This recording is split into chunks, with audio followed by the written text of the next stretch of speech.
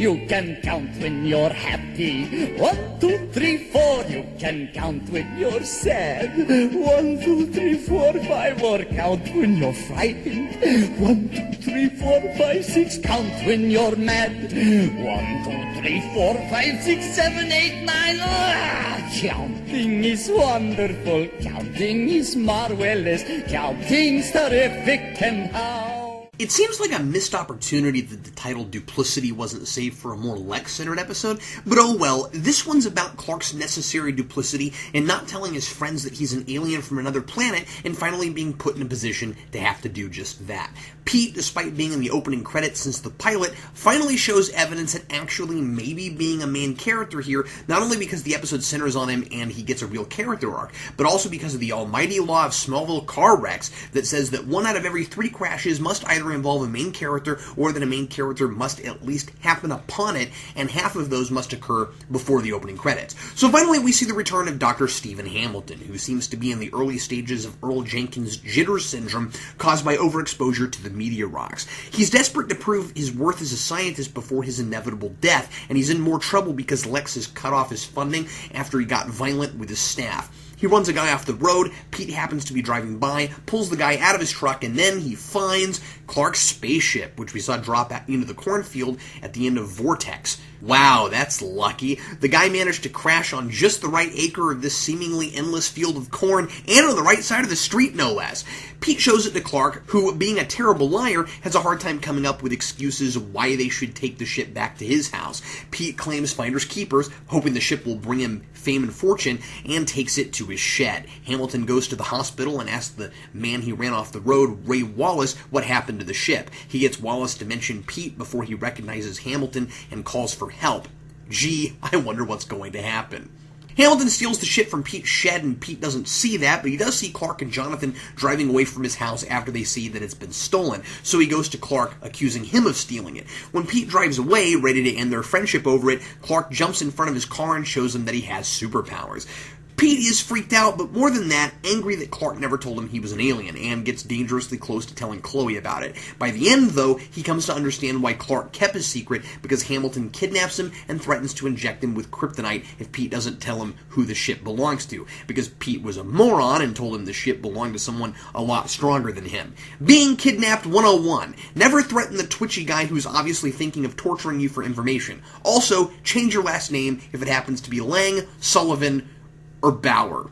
In the traditional third act pivotal piece of information Chloe just printed off from her computer, Clark and Chloe figure out that Hamilton was at the hospital before Wallace died and decide there could be a link to Pete. Clark rushes in, rescues him, Hamilton twitches himself to death after a convenient giant dose of liquid kryptonite, and all is forgiven on both sides. There are a couple of subplots going on in the background also. One is Lionel moving in with Lex at the mansion, he claims because he hates going to the doctors in Metropolis after his blindness. He gets interested in the ship when Hamilton goes to him after Lex cuts off his funding, but he can't confirm what Hamilton claims to show him because, of course, he's blind. At the end, he resorts to bringing Lex in to corroborate that it's really a ship, but it's missing when they get there because the Kents have gotten it back. The other subplot is about Lana. I keep tacking these on to the end of the synopses because they have nothing to do with the A story, and the more the producers look for things for Lana to do, the less I seem to care. Nell has a new boyfriend who's always around, and Lana can't stand their constant PDA, so she keeps avoiding them. His name is Dean, and he might as well be this Dean from The Tick. I mean, really, with their constant gag-inducing, all-over-each-other necking, this guy might as well have a screw for a head. Was that joke a little off-color for me? Oops, I really apologize. Note, this episode of Counting Kryptofreaks was ghostwritten by Vince. And Clark and Pete play basketball, then credits. This episode does a great job of tying up some loose ends from last season and the cliffhanger into this season, and also setting up a race for knowledge with Lex and Lionel that makes us want to come back for more. While I think it's a shame Dr. Hamilton was only brought back to get killed this episode and could have been used to great effect as a recurring mad scientist for this season, like Dr. Garner is used later on at the Summerholt Institute, I love Joe Morton and he gets a lot to do here. I find myself feeling kind of bad for him, which is great because Kryptofreaks are usually such cookie-cutter, one-shot entities. This marks the first character, besides Lana, of course, who becomes a Kryptofreak after we've seen them in previous episodes. And I think that helps him become more than just another throwaway murderer. We're told in his first appearance that Hamilton used to be a legitimate scientist on the fast track, but ever since he became fascinated with the meteor rocks, no one takes him seriously. He knows the meteors have special properties. In fact, they can do absolutely anything a writer can dream up, turns out. And if only anyone would pay attention to his research, he'd be a pioneer in his field. Ironically, the meteors not only kill his career, but they start killing him. And he's got a much better motive than most bad guys in this show. He wants to build a scientific legacy that will live beyond him. I buy his desperation because he's so close to death, and because this has been the reason behind everything he's done since we first met him. Of course, we can't condone anything he does, and his ambitions are completely selfish, but way more relatable than simple revenge. I also really appreciate the continuity of bringing back the jitters from prolonged meteor exposure, though I do have to question why, to my recollection at least, this never really comes back again. Wow, Pete gets to do something that doesn't involve just making Clark look good, and he's not under a plant spell that takes away his inhibitions, and he's going to get to remember everything that happens in the episode, and it only took a whole season and 3 episodes. Sam Jones finally gets to actually do some acting here, and he's great, playing a variety of emotions naturally and in a pretty likable way. He also goes through a real arc, and it's about learning a little about how the real world works. When he finds Clark's ship, all he's concerned with is getting famous and making money, and that's believable. He's a sophomore in high school, he has his whole life ahead of him, and kids that age often see the world that way. You make a big discovery, and you never have to work again. Which would probably even be true in this case if he could be positive about what he found, but it's comical because he hasn't really thought it through. What if no one believes him? What if Clark's suggestion, which he says of course to cover himself, really was true, that it was just an experimental aircraft or something? I really like it, especially when Pete says they'll write a book. What could he possibly fill a whole book with? And then when Clark feels like he has to tell Pete his secret, I buy Pete getting angry because he has such a black and white view of the world. Pete seems to have been brought up in a pretty salt-of-the-earth kind of way. Lying is wrong, telling the truth is right. When he's kidnapped by Hamilton, he starts to realize the world is more complicated than that. Clark hides a secret to protect those who know it, not just himself. The more people who know, the more people might be in danger, because there's no one else like him on Earth, presumably, and that means a lot of people would do anything to get their hands on him were they to know what he can do. Pete goes from making it all about himself, almost dropping Clark as a friend and even telling people about his secret, to heroically refusing to tell Hamilton anything, even with a kryptonite syringe being waved in his face. Though, for all Pete knows, maybe being injected with meteor rock would just turn him into Mr. Fantastic. Oh, I'm getting ahead of myself. I'll admit that the epilogue to all of this is pretty after-school special cheese, with Pete spelling out the lesson he's just learned to Clark and his parents, and Clark saying, "Welcome to the family." But all in all, I think it's a well-told story, and it's about time something was done with this character. I always feel the need to point out when Clark's taking control and being proactive, because it happens oh so rarely. He takes it on himself to tell Pete about his powers when he feels he's backed into a corner. Now, I don't think Clark is really worried that Pete would tell anyone what he knew about the ship and that it could possibly come back to the Kents, because given the situation, it really couldn't have. No, Clark makes a definitive decision here to save his friendship with Pete in the face of the consequences that would come from Pete knowing. It's risky for Pete, especially given that he nearly gets tortured at the end, but I really like that Clark does this. Now, you could say it's too selfish to risk Pete's life like that, but that's in hindsight. Clark has a broad sense of the danger that could come from telling people, but it's not like it would have occurred to him the guy might get kidnapped this episode. And to put this in perspective, it's not like fans called foul on Joss Whedon for not having Buffy be more secretive about her powers to her friends, and they were in danger all the time. After this episode, though, Clark will have to think twice about telling people, which of course is partly why his lying to Lana gets stretched out for eternity, and why I really wish it was Lana who found the ship rather than Pete. More on that in a minute. There's a fantastic scene with Lex where Clark suggests he give his father another chance given his condition now that he's acting sincere about staying at the mansion to spend time with his son, and Lex responds with, "No. Once someone has deceived me once, I find it hard to give them a second chance." Tom Welling has the perfect expression of panic on his face as he thinks about that statement, and this is the perfect episode for that. He's having to lie to everyone. He's about to lose one friendship over it now that Pete's found out, and he's been lying about this to his other friend, who happens to be pretty wealthy and powerful and has also been trying to figure out how he survived the bridge wreck for the last year. Honestly, I think Welling sometimes phones in his performances, especially later in the series, and he doesn't surprise me very often, but I think Rosenbaum always brought out the best of him. He's great in this scene. I really don't have a lot of bad this week. It's not a brilliant episode or anything, but there's not a ton wrong with it either. I don't want to rewrite the episode, but in a perfect world, as I said earlier, I wish Lana had happened upon the spaceship instead of Pete. Since the tornado, things have been building to a head with Lana and Clark. At least that's what it seems like. Almost as if she might, I don't know, force Clark to tell her his secret or risk losing their friendship. You know, like exactly what happens here with Pete. Everything in this episode is built around stories that have been building, except for Pete learning Clark's secret. Heck, there's not even a mention of the few things that have been in his character before this. Considering this is his episode, I'm surprised he doesn't slight Lex about taking over his parents' cream corn factory a single time, when it seems like that's all the writers had really figured out for him prior to this. It would have been a pretty natural progression to have this be the moment Lana finds out, and then the story could have moved forward instead of in circles, which it's going to start doing before too long.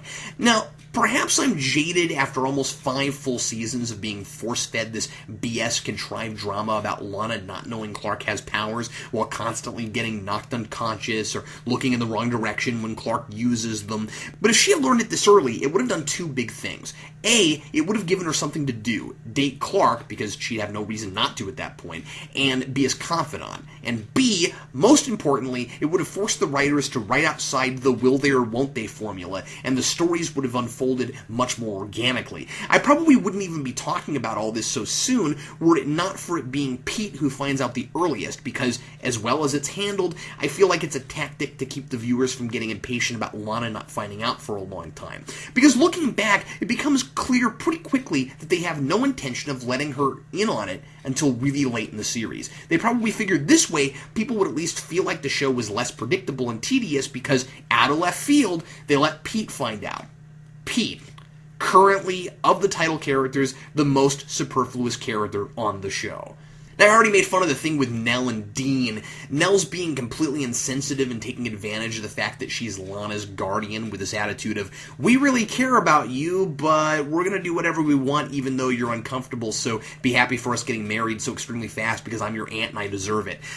Come to think of it, Dean is an insurance adjuster Nell met right after the tornado, so it's been about 3 months and they're already getting married. Maybe she's got Desiree Atkins' pheromone powers, or maybe he did it to her and he's got, like, kryptonite-enhanced testosterone or something. Nah, it's gotta be Nell. I've speculated she's a Kryptofreak since we first saw her on screen. That's gotta be it. I mean, why else would somebody marry such an entitled, self-absorbed brat? Unless, of course, they look like this. Nearly half the scenes in this episode end with someone walking away from someone else angry. I'm not even exaggerating. It gets kind of comical after the 3rd time. That's what passes for drama in the show sometimes. Ooh, that person's mad and storming off without giving the other person a chance to defend or explain themselves. I sure want to spend more time getting to know that protagonist. And we're already starting to really establish Lana's trademark camera follows her while she storms out of the loft scenes Goff and Miller were always oh so proud of for some reason. And questions to ask Jarrell when I get to heaven.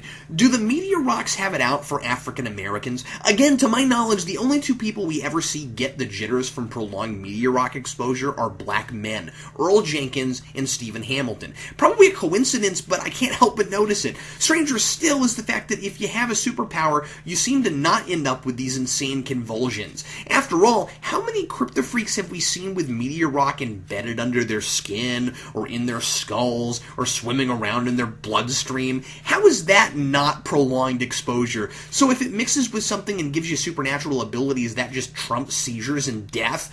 Good thing too, I guess, or this would be a much more depressing show. And let's go to the scoreboard. We've got 1 Kryptofreak this week. That's Stephen Hamilton. His superpowers are supernatural seizures for all of 30 seconds that kill him. His villain motivation is, listen to me, there are space aliens and rocks that make you crazy, but I'm not crazy, honest. We've got 1 car crash, that's again in the teaser when Hamilton runs a guy off the road and Pete finds him. We've got, yes folks, 5 instances of people walking away angry. Pete, when Clark won't tell him why he and his dad were at his shed, he actually drives away there, but I'm still going to count it.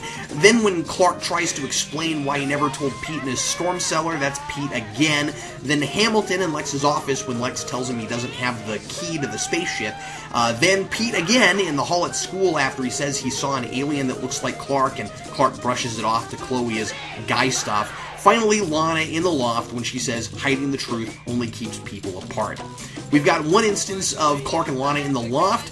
We've got one rude super speed exit when Clark and Chloe are walking outside the school and Chloe thinks there may be a connection to Hamilton and Ray Wallace's death. It's weird, by the way, how none of those kids notice Clark just disappear into thin air. We have one instance of a bad guy dying in a fight with Clark. And finally, one instance of Clark being affected by green kryptonite. I'm going to give Duplicity a 3.5 out of 4. A well-handled exploration of when lying is a necessary evil. I really liked this episode, and I just wish Lana was put in Pete's place instead. Was there any item I missed in any category? Leave me a personal message on Geekvolution, and I'll be sure to add it to the count. I'm Captain Logan, and consider this episode counted.